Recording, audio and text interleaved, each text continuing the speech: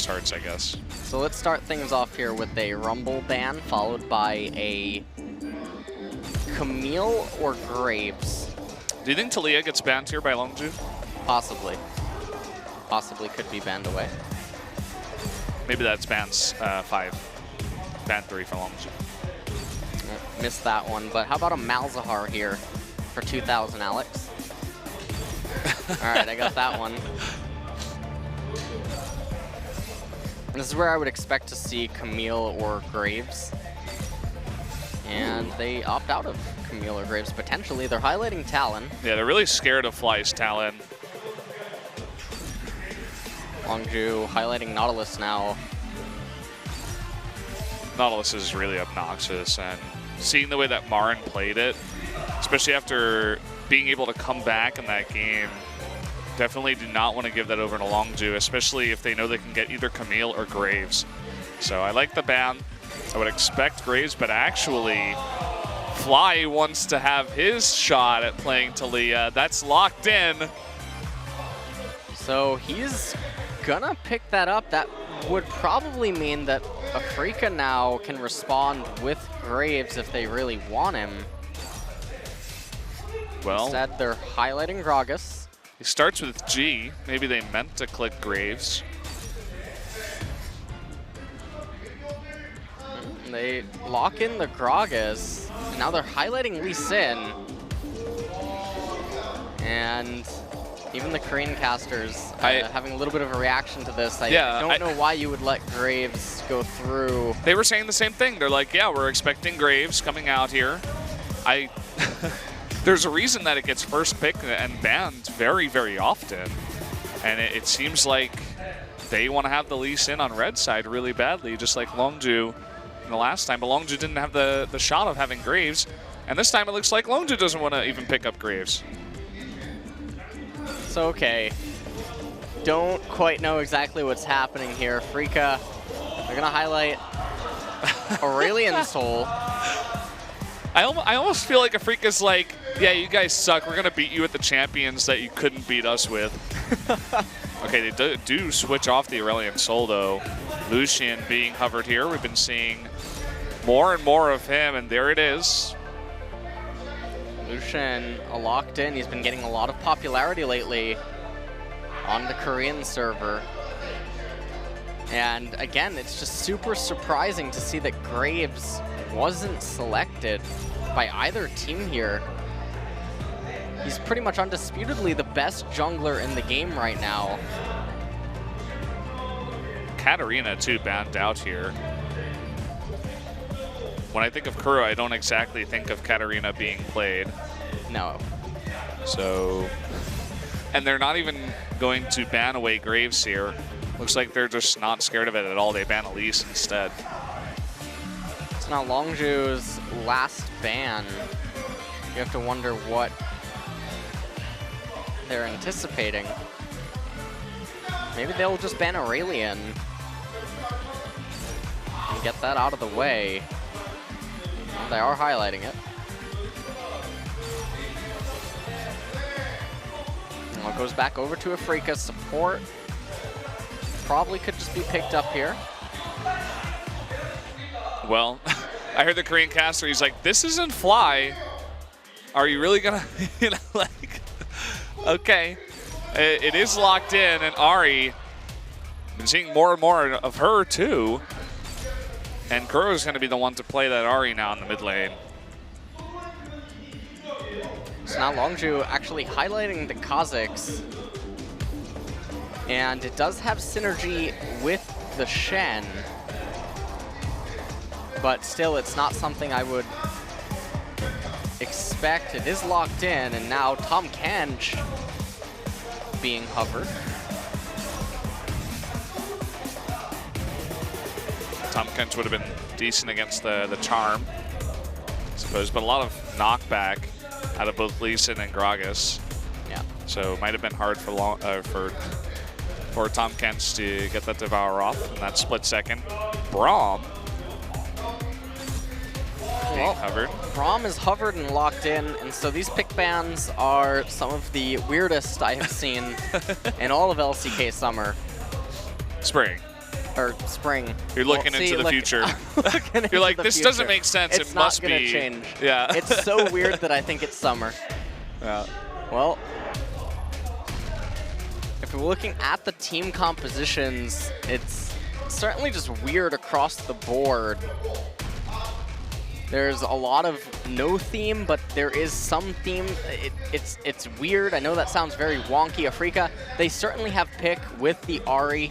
Obviously, she can ultimate in with the charm. They can chain that with Gragas. They have a lot of gap close with the Lee Sin and Ahri synergy. Braum can certainly jump onto Ahri to chain off of the charm. And that's going to be how a lot of their team fights end up starting. But as a standalone, none of their lanes, except for bottom, is really going to be super impactful when compared up against Longzhu's team composition. The Braum is an interesting pick, especially with the Lucian. You know, with his passive, you can definitely proc that pretty fast. You can proc Braum's passive with Lucian's passive, is what I'm trying to say.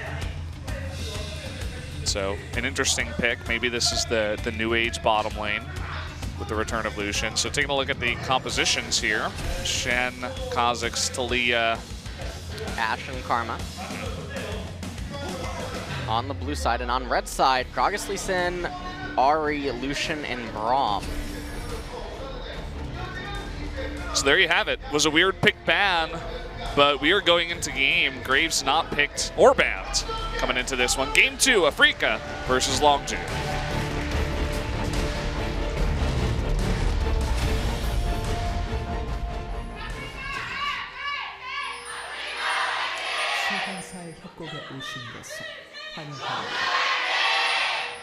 Wow.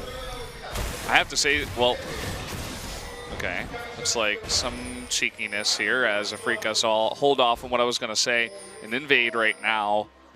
They're going real deep, the three of them getting on in. I'm not sure if Fly was able to spot all of them, but you can see that the bot lane right now for Longzhu is not getting close, although they are slowly making their way over now. So Afreeca were looking to get a little bit cheesy, and they still might.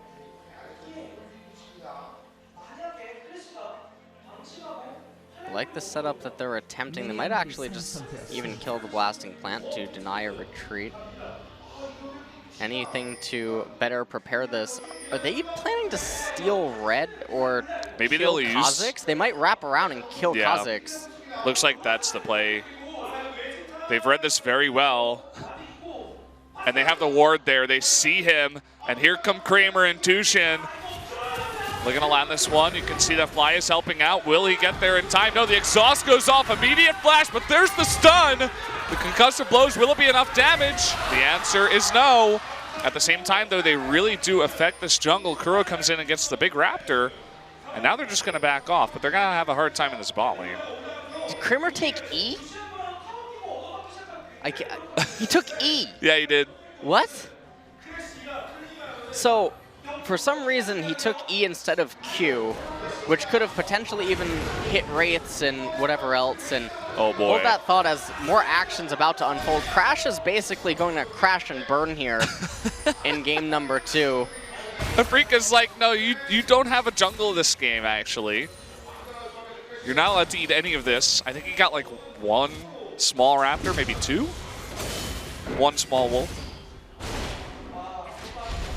Well, Spirit gonna be jumping off to a gigantic lead. However, in the bottom lane, remember, Prey and Gorilla, they were in that lane for a while. You can see Prey's already level 2, Hawkshot coming out. They know where Spirit is, so they have the lead in bottom, but it's gonna be very difficult for them to do anything with that. With a blue side Kha'Zix, it's very difficult for him as a jungler to make anything happen if your bottom lane's just constantly shoving in. So even though Kramer and Tushin kill very far behind with that opening and they gave Spirit a gigantic lead, it's not really going to matter when you compare the jungler matchups, and this is going to play very heavily into Afreeca's hands.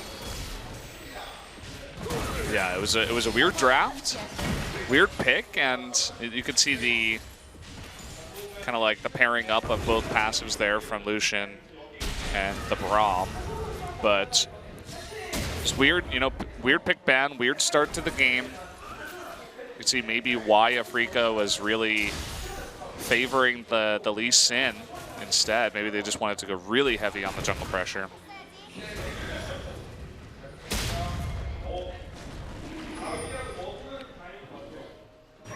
Crash trying to do whatever he can. A little bit curious why he's opting to take the Scuttle Crab, but he doesn't have too much else to do. And the reason that I say that is because if Spirit just shows up, he doesn't have Flash. He can't get away from Spirit. Spirit would just kill him. Oh. Oh no. Well. Spirit just going to take that ward, then clear his blue buff. And Crash's recall only ends up getting him the next part of the jungle item. He can't even afford the entire jungle item.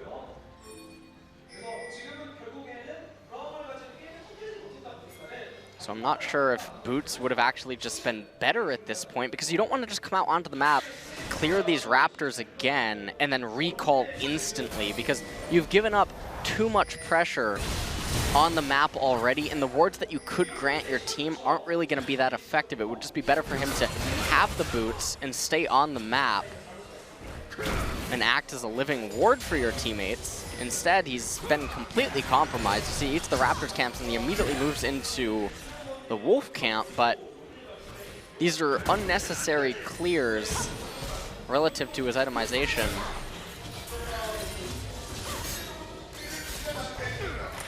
And you can see the effect it's had on the bot lane, that early play that Afreeca made. Kramer right now pretty far behind Prey in terms of CS. He's forced to go back, recall, and buy actually the Vampiric Scepter. Spirit still trying to get aggressive in the lane. Or rather in the jungle, I should say. Spirit trying to just decimate Crash in the jungle here. He's gonna even take the Gromp. He's almost level 6. He is one camp away from having level 6, and Crash is still level 4.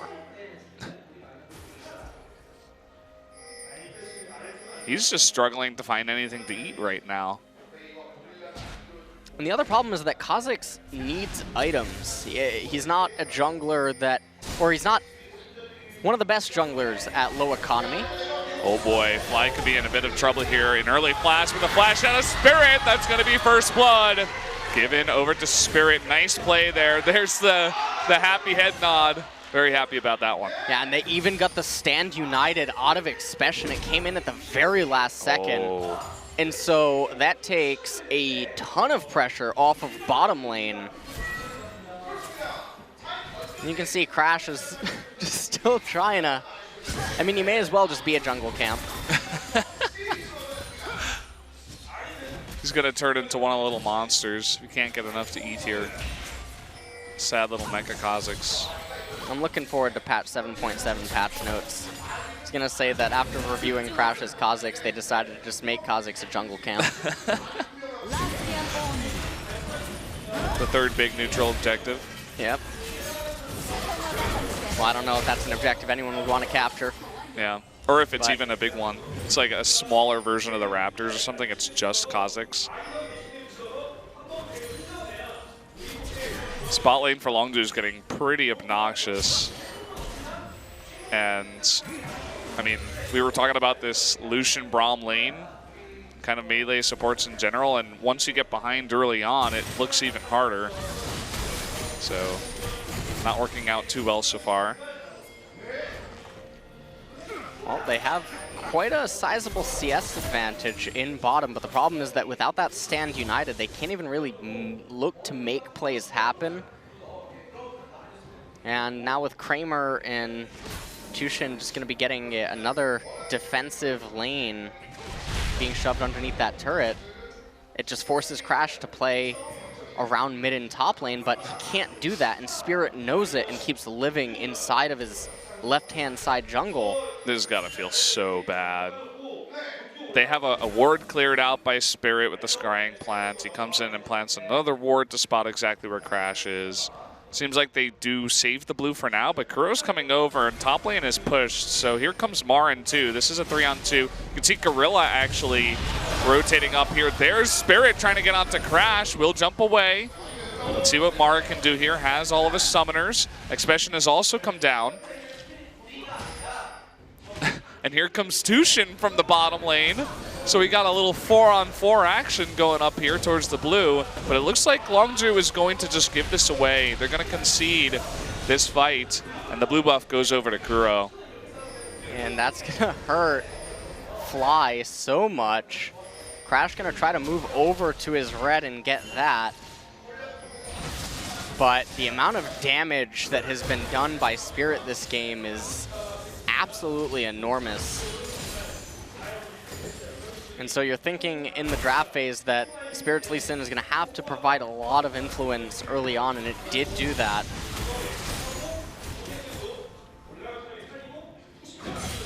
Kuro's probably going to even be able to get 2 blue buffs at the end of the day, and that is just such an, yeah. Oh man, this is so sad. Poor Crash. Okay, he will survive. He got some help. Yeah. So we know that when he does turn into a jungle camp, he will have less power than the Krugs. Some useful information. We're taking another look at bot. You can see it was looking a little bit hard for a while, but now Kramer has hit level 7, as well as Prey has, and things have kind of evened out. Bot lane is a little bit behind. So you can see actually Tushin has eaten up a bunch of the creeps. Obviously given a bunch of that gold over to Kramer as well. So it's not actually that big of a difference. There was only like 100 gold in terms of the gap between 80 carries. Certainly not the end of the world by any means. And I mean, with, again, the pressure that is present in mid and jungle, that opens up the possibility for an Infernal Drake, and if Infernal Drake gets captured, the value in stats that it's going to offer to all of these laners at this point is going to negate any gold leads that Longzhu would have anywhere. Fly able to land that knockup. Kuro hasn't been able to land any charms here. Spirit solos that Infernal Drake, gives it over to his team. So Kuro just got about 8 AP from that Infernal Drake. Didn't quite get to see what Kramer got, but it's probably about a longsword.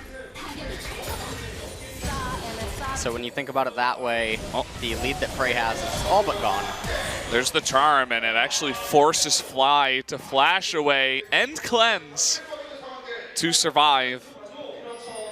And that blue buff really helping out. You can see just how much pressure Kuro is putting on in the mid lane. They're going to force Crash to come to mid to eat that. And all the while, Spirit's just in the red side jungle, stealing up camps, putting pressure onto bot, getting those deep wards in. And it's all just, you know, that little advantage being made into a big advantage over and over and over again. Afreeca being very systematic with their play so far this game. Remember the stand united. Yeah, they were baiting that in. The kick onto Gorilla. There's the stand united to Prey.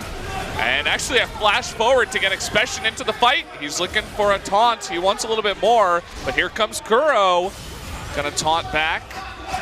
And it doesn't look like Afreeca wants to go in onto that one. So in the end, actually, Longzhu come out ahead with teleport advantage and an enabled Fly to get a little bit more experience in CS up over Kuro. I was anticipating Kuro to actually flash Charm there, and that would have enabled Marin to follow up with a flash ultimate, and they could have converted that into 2 kills. But it seemed like he didn't want to risk anything going wrong because they knew that Kuro or Fly could come down with the Weaver's Wall. Just a nice safe play overall. They know they have an advantage. They don't want to push it too far.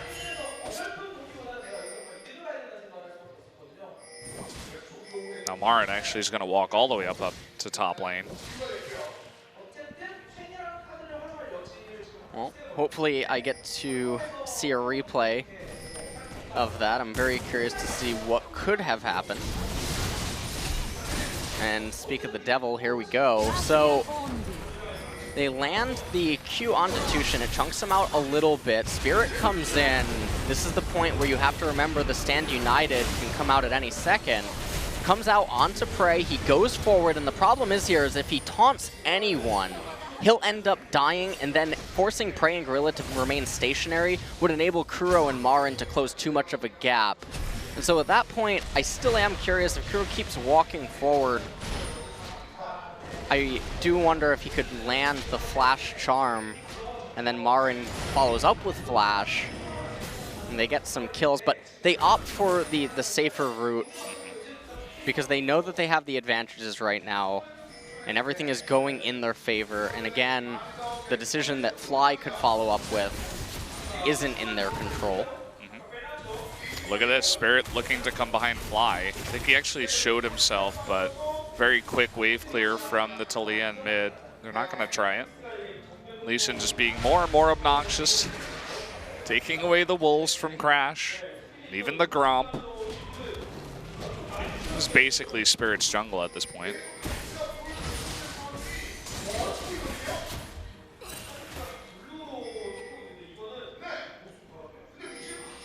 And right now, Crash possibly looking to pick up the Scuttle Crab. But he's spotted even. Actually, the bottom lane of Longzhu comes up and helps him a little bit. Next dragon of the game also is a Cloud Drake, so not really going to be super beneficial to either team. A little bit more beneficial for Afreeca, though. Helps that Gragas and Lee Sin set up a little bit better. Kuro's getting a little bit cheeky, you know, he's looking to see if maybe he could land the charm onto Crash. He's at that point, especially with the Infernal Drake, where he might just be able to one combo in. Taking a look at the damage to champions at 15 minutes. Glad this has been added in. And it actually has Karma at #1. I'm not even 100% sure if that's... I suppose it's possible because you just, you know, continuously pressure down in bot lane, and in the laning phase, Karma is obviously going to be doing a lot of consistent damage. I guess it's right. Stand United available again. Gorilla and Crash maybe looking to make a play happen. Prey trying to bait them. Oh, there it is. The stun onto Kramer. Immediately he gets bursted away. Tushin not able to protect him. And here comes Spirit. The kick on the Gorilla, funnily enough, will not go in for that kill. So a nice gank for Longzhu. Gets Crash a kill and puts them on the board. Kramer just not really expecting that.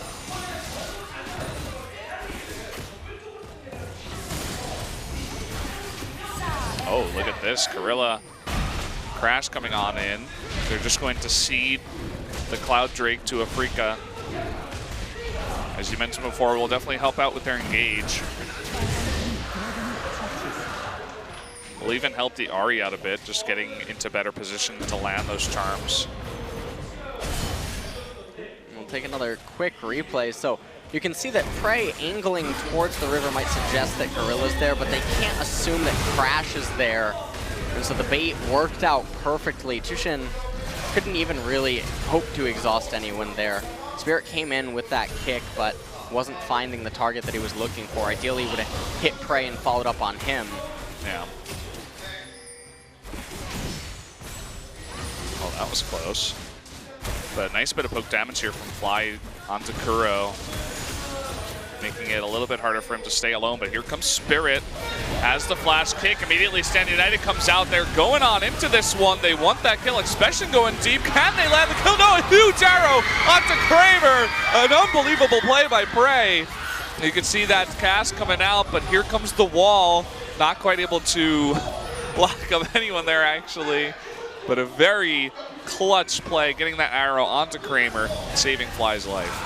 Yeah, a huge series of for Longzhu, enabling them to hold on. Oh, Crash though. Oh boy, one charm, man. Once you level that up, that can get up to 2 seconds. And actually, Afreeca on the back of this want to go in for that kill on the turret, and there they do get it. That's going to be first blood turret going to Afreeca, so they do strike back. Pick up that first blood turret. Now they're going to use this time to reset as Kramer headed down to bottom lane to pick up that wave. And top lane turrets are both still extremely healthy. Dragon off the map for quite a while, and no one's going to be picking up a Rift Herald now. So Fly, while he's in the mid lane, he's going to be for the most part contained, because it's not like he's going to be able to make use of the Weaver's Wall in either top or bottom without it just being able to be seen. So in the replay here, Spirit comes in, he gets that kick onto Fly, but Expression with that stand united, able to come in and help him out.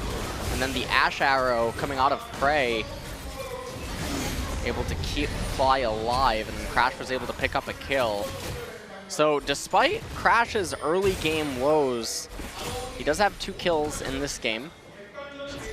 He's on his way to completing Black Cleaver. Still probably about 4 or 5 minutes away from it.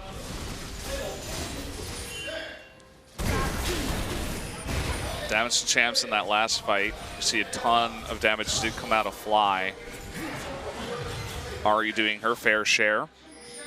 Shen actually doing a bit more damage than I would have expected up there in the front. Marin didn't seem to really have good enough position for the majority of that fight. Shen was able to get in much earlier with the stand united.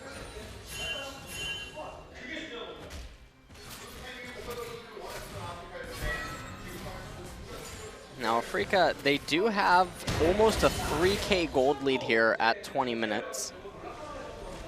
A lot of that is mostly inside of just the CS gaps in mid and top lane, and obviously the turret. But don't forget that they have the Infernal Drake, so it's definitely bolstering their stats. That isn't factored into the gold score at top, but now Fly looking to make something happen. But the problem is that once Kuro shows up in mid lane and he's like, okay, Fly's not here, it's very easy to use no information as information and be like, okay, he's supposed to be here, he's not here. We just have to play around this. Yeah. Where is he exactly? Where in the world? Kramer didn't get the memo. Yeah, he didn't get the memo. He's totally trapped here. Tushin as well was going deep. He's going to be leased here. There's the arrow. It actually hits Tushin. And Kramer trying to flash away. The exhaust onto Fly. And the follow-up here, Crash, he really wants that kill. Will pick it up. Here comes Kuro and Spirit, but no, it's too much damage out of Longzhu. There comes the stand united. Big knock up onto Kuro. Will be able to get away with that flash, but 2 kills here picked up for Longzhu. And they're going to pick up probably the turret if they stick around for one more wave. Marin doesn't have teleport. He's not going to be able to help out with this. Probably going to be able to get top turret, though. So they'll most likely end up trading turrets. I don't think that Expression can actually get up there in time to save that. Yeah, certainly not. But the gold gap has been reduced to just 1,000. And we'll take another quick replay of this. And you have to wonder, why are Tushin and Kramer up this far? But Longzhu quick to punish their mistakes and capitalize on it. And Enchanted Crystal Arrow came out, locked up Kramer. He tried to flash away, but then Crash quick to leap in, flash, and assassinate him. Spirit couldn't quite get on top of him, and then Tushin ends up going down as well. But it's these types of team communication errors that leads to Afreeca having some pretty varying types of results, where I feel like it's pretty easy to know that that's something that Longzhu have to look for. And when you think about it from the perspective of what do they need to do, then you just ask yourself that question and you play directly against that. And Talia was off the map for a very long time, so why Kramer and Tushin were that far up, probably just maybe a little bit of overconfidence with how their team was in that stage of the game. Yeah. But they got straightened up very quick. It's almost like they're not actively thinking about all the different possibilities that can come out of this Longzhu lineup, and they're just saying, okay, I mean, we don't really see him, but we should be okay. We're ahead enough, and then they just get punished over and over. So some posturing here at the Ocean Drake. It seems like both teams really want this Ocean Drake. Gold score is almost evened up here. Spirit waiting in the brush. He does land the Sonic Wave onto Crash. Full shield. The cast actually misses everyone. And now they're going to look for the counter engage. Kuro, he gets hit, and a huge knockup on the 3 members there in the back bar, and he's going way, way too far. Nice kicked away. Spirit goes in, is able to trade 1 kill, but that looks like that will be all they can get. And from here on out, Longzhu looking to make potentially another play, just like Afreeca made in game 1. Longzhu might be going for Baron here. This Looks would like be it. a very thin call. Kuro and Kramer still alive, and they have a feeling this is a possibility. Look at the health on a lot of these members. Kuro, if he can land a charm, he is going to miss. He missed, and that might have been exactly what they need. This is so thin. Oh boy, look at how much damage they're taking. Here comes Kuro with the kill. Kramer, though, does get burst out. Kuro, can he be the hero? Oh, the Stand United comes out. That's unbelievable. That is going to be the Baron given over to Longzhu. Kuro, he does land that charm. Can the stun come through? There's the flash, and he does take out Kuro. So Longzhu, huge, huge play, able to just barely take out that Baron, pick up a couple of kills. And what a huge turn of events. Almost similar to game number 1 in a way, where Longzhu have now propelled themselves into quite a nice advantage now. Gonna be able to use this Baron to clean up the lanes. Siege mid tier 1, they're gonna capture that for themselves. They're gonna have a few K gold lead at the end of it. And right now they're looking like they're gonna be in position to maybe even seal out the game, depending on how much they can really just get off of this Baron, especially because of their team composition. We'll take another look at this. So the Baron call was definitely very gutsy, and as I was saying, it's very thin. There's a high possibility that Afreeca can deny this or even just turn it completely, but you saw that Kuro earlier on actually missed that initial charm, and it delays the approach onto the Baron. That delay ends up actually enabling Shen to spawn. Stand United came in, and Fly actually won the 1v1 against Kramer. So if you play that scenario out, a lot of times it's not always going to pan out that way, but this time around Longzhu came out ahead. Oh boy, Afreeca has to be so careful. Oh, what? Prey just disappeared. Didn't even really see how that one went down. Marin trying to go in here. He's going to cast back Expression, and all of a sudden, okay, Dushin a little bit low. Crash jumping back in, trying to go 1v4, will not pick up a kill. That's going to be 3 members of Longzhu going down for free, essentially, and what happened there? They're a Baron push, LS. Well, I'll tell you what happened. This is Toon World. This is just... NA and EU, that's Clown Fiestas. This is Toon World. So Longzhu had a gigantic advantage, and they had a lot of possibilities to make things happen and make sure that all the lanes were going to be really clean for them and deny Afreeca any possibility to have any control over the map. But instead, this ends up happening, and now Afreeca are looking to raise mid-tier 2. They're going to get bottom tier 1 as well, and now they're back in the lead. Just like that. And I really want to see that replay once again. Prey gets caught in mid, thanks to you know, the cast, the charm, and then a bunch of other members of Longzhu are just like doing blue, and they don't have vision. Let's take a look here. Well, this replay, you can see they get the mid-tier 1 turret, and Spirit going in there. They almost end up getting at the cannon minion and going to work, and then they lock up Marin, Expression and Crass on the right-hand side. You can see Spirit on the left trying to kill Fly, but they're able to kill Expression, and then Crash just tries to go way too far forward, and then Fly gets knocked off mid-wall. Kramer tries to follow up and kill Gorilla, but not able to come up with that, and then Afreeca converts this into multiple turrets. That was definitely a series of unfortunate events in the true sense of the term. And we got the zoom in on Crash too. Seems like he was just desperately trying to make something happen. And damage to Champ's last fight. Lucian ahead in first. Talia in second. And now Longzhu, they are looking for a play here on Tamarin. Down comes the Weaver's Wall, the taunt, and the arrow. Everything being used here. Can they pick up the kill, though? The flash away, and he dashes over the wall. And so they cannot pick up the kill. Longzhu definitely looking a little bit desperate in their attempts to make something go in their favor at this point. Their team composition is definitely very wombo combo-y. Marin saying that he's not done with them yet, but Kramer doesn't even seem to have intention to come. Okay, they're going on in. They're going to knock Expression towards Kuro. Can he land that charm? He actually misses entirely. Expression still taking so much damage. The last bit of damage there coming out from Kramer. Spirit going deep. Down goes Prey as well. Fly going to be knocked up here. Can Fly actually have enough damage to fight back? Marin is going deep. He's very confident to take that one. One more hit will do it. Kramer able to pick that up. Nicely done. 3 more kills going to Afreeca. Kramer arrived a little bit late to that, but he was able to show up huge for his team. With that culling, able to dish out so much damage and then so quick. With his damage output, they're going to look to capture bottom tier 2 turret here now as Crash and Gorilla try to run to defend it. They have to be really careful.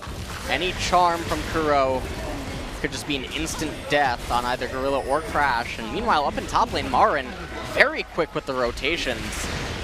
Crash wants this, but he's going to run into, okay, he's got that Stand United. The kick comes through. Does land the charm. In comes Spirit. A little bit of damage will do it. He gets away with actually the shield. Now Expression trying to go on in, but way too much damage coming out from Afreeca. And another desperate play from Longzhu goes awry. Meanwhile, Marin stealing the blue buff. And what a bizarre turn of events this game has been. It's been one hell of a roller coaster. All 3 lanes now are in favor of Afreeca, although Prey looking to shove the bottom lane back into them. Baron going to be coming up in a minute, and then a dragon to follow, but it is Ocean Drake, so no one really cares about that Drake. Basically Not at this point doesn't exist. in the game. I mean, Longzhu could get 2, which wouldn't be bad, but they're kind of throwing fight after fight, so I'm not even sure if they could pick that one up. But as you mentioned, definitely Baron is the thing to look for here. Let's see how aggressive Afreeca wants to get towards it.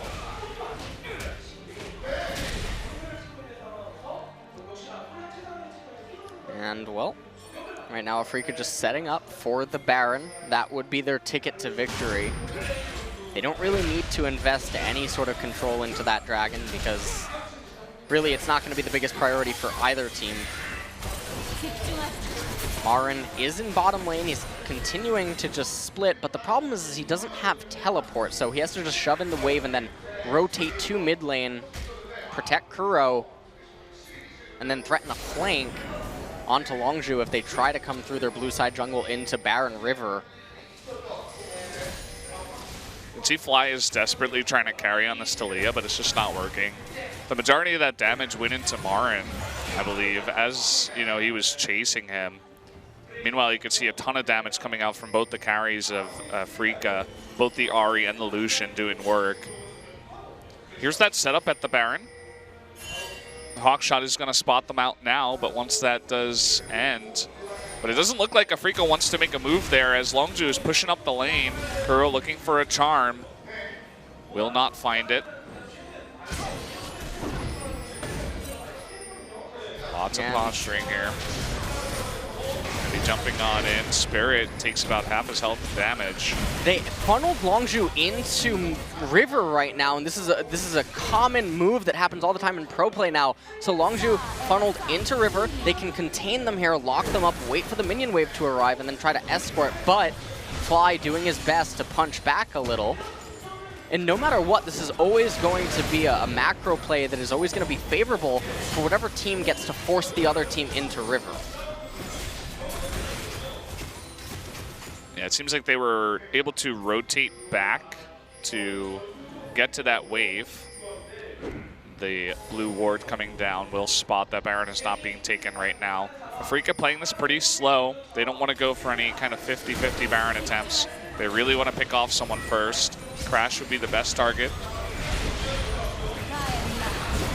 actually the team shield there from Karma, but no engage. The cumulative level score for Afreeca is higher than Longzhu, so the minions are always guaranteed to push in.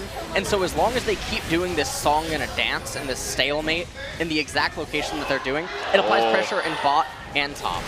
Yes, very, very true. And it's not going to help that the arrow misses just barely as well. There's a big engage, going to knock up both Gorilla and Prey.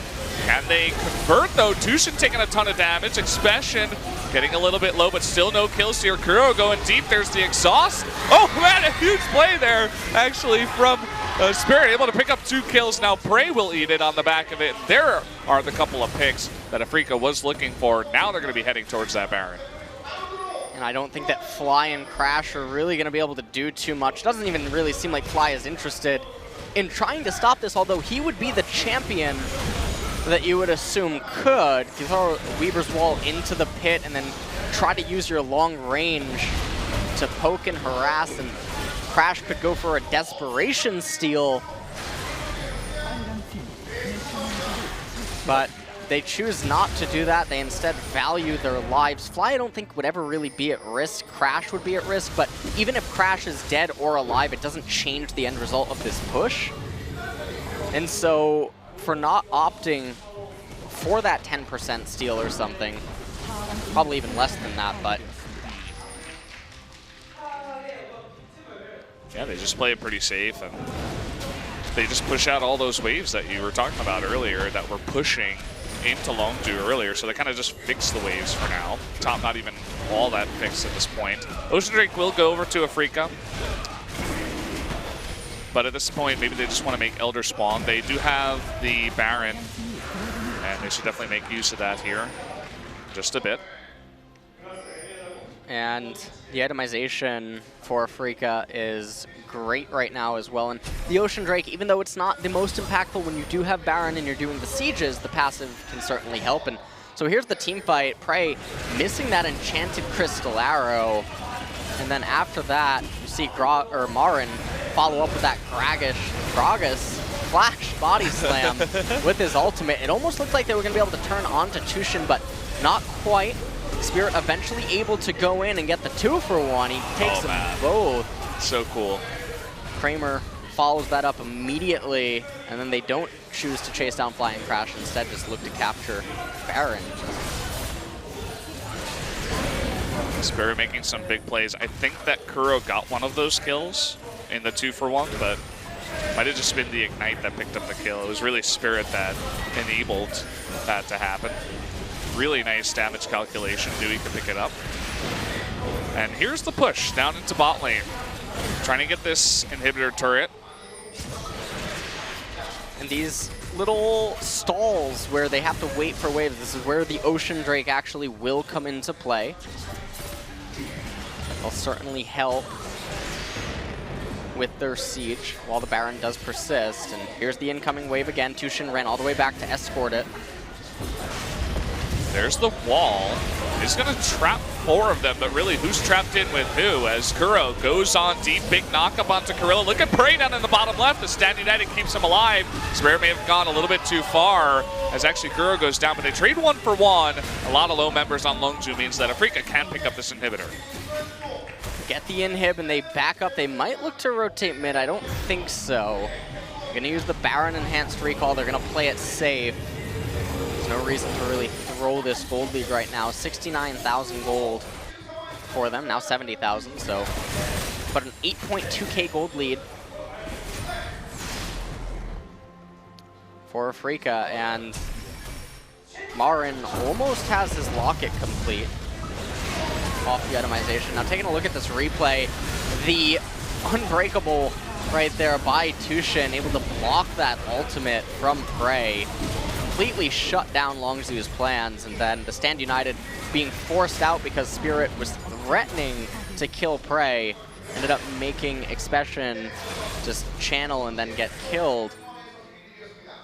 Able to get the inhibitor up off that, and now they've turned their attention up to top lane. Marin does have teleport available, so he can stay in mid or bottom.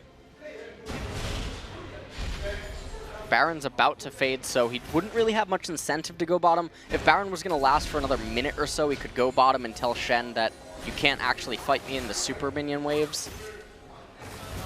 But without it, looks like he's just going to pick up blue, and then he's going to run to mid. And then they could coordinate a 4-1-0, so 4 top, 1 mid, 0 bot. Or they could even do a 3-2-0. Some people might think that that's a little bit risky against Longzhu's team composition, but if they play it properly, it should be manageable. Well, it looks like for now, Expression is the target. Body Slam will miss. Expression able to taunt away from that one. So they're looking for the pick first, and then they're going to set up their pushes here.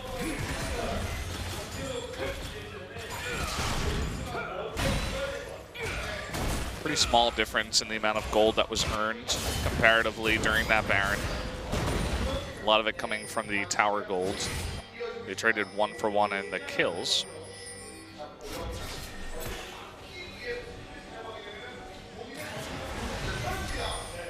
Here comes the push onto mid. Kramer has red, definitely going to help with taking that out. There's the Weaver's Wall, kind of just splitting Marin away. But can't really do much after that.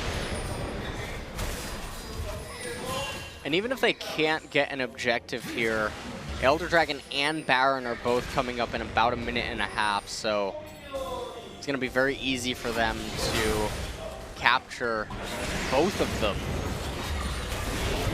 Oh, they actually get Kuro in the back.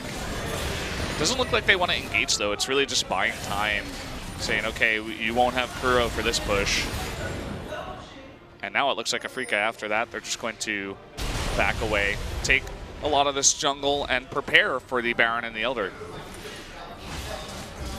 Looks like Kuro going to take that blue buff. Now he's going to use his recall. And at this point, it's going to be very difficult for Longzhu to stabilize their lanes and try to get into a position where they can look to try to take a team fight, but it's going to be very hard for them, especially because Afreeca have the luxury of being able to choose where they want to go, and they can easily go to one location and then go to the other, and that would really just hurt Longzhu's ability to set up proper vision control around there.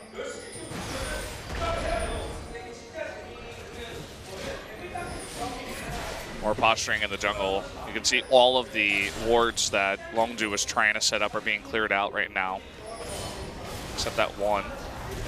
This is the slow edging out. And here we go. Elder Drake has spawned immediately. Afreeca gets onto that. Very doubtful that Longzhu can really challenge this one here, but you can see a ping going on to Baron. I don't even think they can burst that down fast enough. Down goes the Elder Drake. Afreeca will have that for 2.5 minutes. That makes the Baron fight even easier for them with their lead that they've already gotten.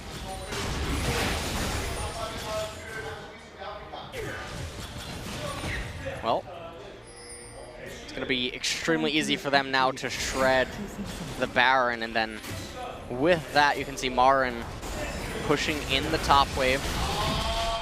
Bottom is already shoving into Longzhu, so it's going to be very standard rotation to follow this up. Kramer, everyone actually recalling first.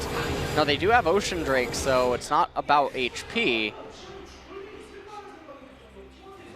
They Might have just gotten elixirs. Yeah, just a final buy before they go. They want to make this push as strong as humanly possible. We haven't gotten to see any of the other champion avatars at the bottom left highlighted yet, so don't know if they did pick up elixirs. Yeah, elixir on Ari right now. There's the elixirs. Okay, so they're just trying to maximize their damage output. And also, that sorcery elixir will give Kuro some true damage onto turrets as well on hit. Kuro is just escorting that bottom wave into the inhibitor that has respawned. Let's see how they want to make this work. Kramer and Kuro right now on Bobby. You can see Longzhu, they're looking for a pick. The Enchanted Crystal Arrow is available.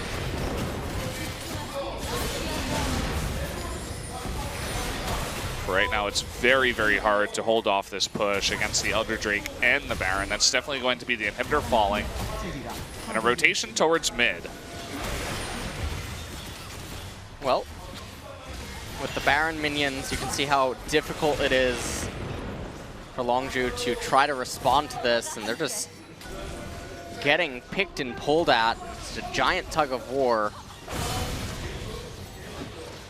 Afreeca, though, a little bit inefficient with how clean they're doing this push. You can see top lane not even being shoved in anymore, but probably not going to matter. Yeah. See the wall does zone out. Oh, they get a pick up to Kuro. Okay, there's something. They need to get that inhibitor, though. They're not going to stay, actually. They will not pick up the inhibitor. Perhaps that cannon minion can get it. It's extremely low. Oh, from the bottom, the cannon. Oh, he can smite it away so close. And you can see that Afreeca doesn't want to throw the game by trying to get that inhibitor, so it will survive. So when some people ask, you know, what are some of the clear-cut differences between some of the middle-of-the-pack teams, when it gets to this stage of the game, this is one of them where you could see that, as I just mentioned, it shouldn't have probably mattered, but then Kuro ended up getting deleted. But the negligence of the top lane and the unwillingness to properly just macro around the map and use proper rotations to have all three lanes pulsating in at once with the Baron, the Elder, and the Elixirs ended up resulting in a low chance scenario occurring for Longzhu, and it keeps them in the game. You would probably not see a team like KT or SKT make these sort of macro errors, yeah. And if you are making them often, it can be something that you need to improve coming forward. So looking at this replay, you can see that they're hard-pressed to make something happen in mid lane, but then Kuro, super out of position, ends up getting completely deleted, and his team couldn't even pick up the middle inhibitor. Yeah, you have to think that Expression has flash at this point, and you know, once you get to this level, you know the distance with the flash taunt, so you just have to stay out of that range, which he did not do, which is why we do say he's out of position. You can see that Fly, he's doing his best with the Weaver's Wall to try to zone out these waves. And actually, with the push up and top that's responded to by Longzhu, they do eventually get that mid inhibitor. Kuro, he's playing with fire. He's getting close to a lot of these members that can lock him up. Kramer coming to get the red buff. Mid inhibitor is still a little ways away from respawning. But now this is where Longzhu is under pressure from three lanes. You can see they just leave Kramer up top to do that damage to the turret, and then Kuro is in bot and mid to try to help pushing in the lanes as that Ahri has a lot of escape with the dash and the flash. The slow grind push here from Afreeca hasn't been the cleanest, but it's looking okay for now. Prey, he does land that arrow onto Marin, but not the longest stun and no follow-up DPS. And ever so slowly, ever so slightly, that top inhibitor turret is being chipped at and will go down very soon. Yeah, top likely to fall probably on the next wave. Yep, and it might not even wait for it. Yep. Yeah. Just gonna have Tushin tank it.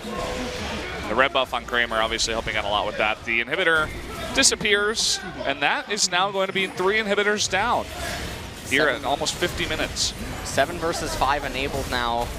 3 inhibitors down. Generally, it takes 2 members to repel the super minion waves, so it's almost like the enemy team has 2 additional players. Now, if Afreeca do botch the team fight somehow here, Baron is coming up in a minute. Oh yeah. In 20 seconds. The game is not over yet.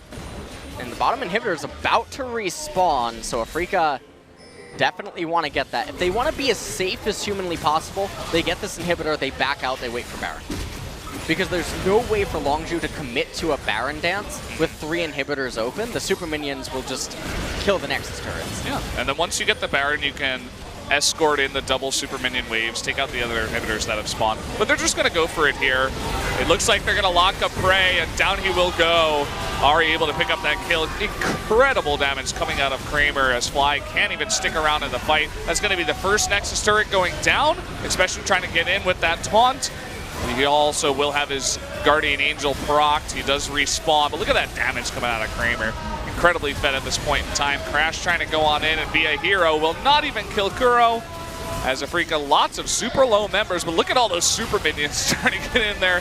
Expression will not be able to stop this, nor will Gorilla, and that is going to be game number 2, going over to Afreeca. And a nice series by them here tonight. And in that last game, they were able to get a pretty good advantage. Then they dropped the ball, but then they recovered. And Spirit putting on a clinic in the jungle early on. It was really impressive to see. It was absolutely utter destruction. But when it did reach that late game scenario, you could see some of the macro weaknesses of Afreeca come out. And, you know, moving into playoffs and stuff, that's going to be the type of stuff that they're going to need to fix. The way that they move and coordinate around the map sometimes leads to high variance occurring, and that's what we've come to expect from Afreeca. They can have high highs and low lows. They really just need to stabilize. Longzhu looking super down after the losses. They look really disappointed, and as we said before, both of these teams tied before the series at 8 wins, 7 losses. This is going to give a huge boost for Afreeca to secure that at least 5th place spot and at least getting into the wild card matches, into that gauntlet. So props to them. They play a very nice series tonight. They win it 2-0, leaving no room for any thoughts. It looks like we're going to take a look at this last replay. So this is the final replay, and they decide that they want the Nexus, and you can see Expression just barely missed the taunt. Prey got completely deleted. Fly almost went down there, but not quite. Kramer turns his attention onto the Nexus turrets immediately. Fly casts the Weaver's Wall to try to disrupt the team fight to the best of his ability. Guardian Angel came out for Expression. He tries to flash away. He ends up actually living thanks to his W. And then right at the very end, it was all just a matter of time until the Super Minions and the Champions raised the Nexus. Yeah, so it was cool to see that last fight. Lots of low Afreeca members really just topped off that game 2. That was a very slow, grinding end that took about 10-15 minutes for Afreeca to eventually win that one. Nothing but sad faces there on the side of Longzhu. But guys, we're going to be back in about 1 minute with that MVP interview, so we'll join you then.